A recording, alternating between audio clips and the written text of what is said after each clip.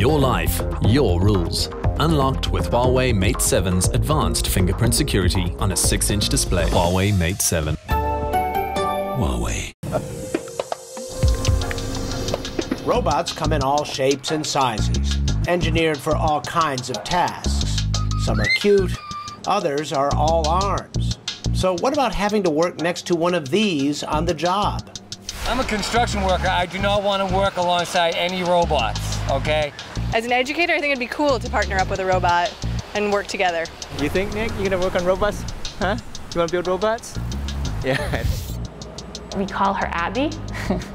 She is our favorite robot in the lab because she's always there, ready to work with the person that comes into the lab. With support from the National Science Foundation, roboticist and aerospace engineer Julie Shaw and her team at MIT are developing robots to work side by side with people. A big step forward from many robotic assembly lines today. They're large, they're dangerous, they're fast moving. It's a very dangerous environment. And let me make sure the connections are okay before we... We work on making robots that are not just safe enough, but smart enough to work alongside people. Shaw and her team program the robots with artificial intelligence to learn from experience and become more people-friendly. Using overhead cameras and a motion capture system, they put Abby through its paces, figuring out as it goes how to avoid human contact. So as you can see, I got into the robot's way and it has to wait for me to finish placing the screw.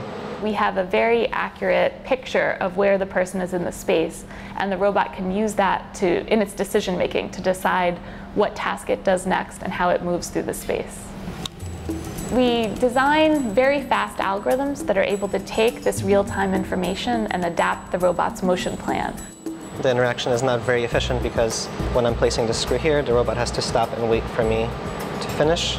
Aeronautics engineer Pamela Sota says with a little practice, the robot eventually figures out a more efficient workaround. While I was placing this screw, the robot could move around and work on this one.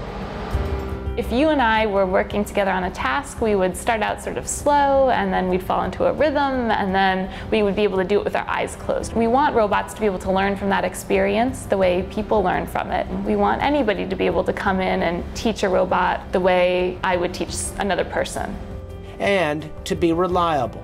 For a robot to be trustworthy, it has to be consistent in its performance. The goal is not for robots to replace people altogether. Shaw says there's a lot of work that requires the human touch, from building automobiles to fighter jets. But skilled workers could benefit from robot colleagues working with them to handle more tedious or dangerous tasks. Our algorithms provide an opportunity to begin integrating robots to do little pieces of this work. Shaw sees humans and robots working together regularly in real manufacturing settings within 5 years. Sometimes we can all use a helping hand.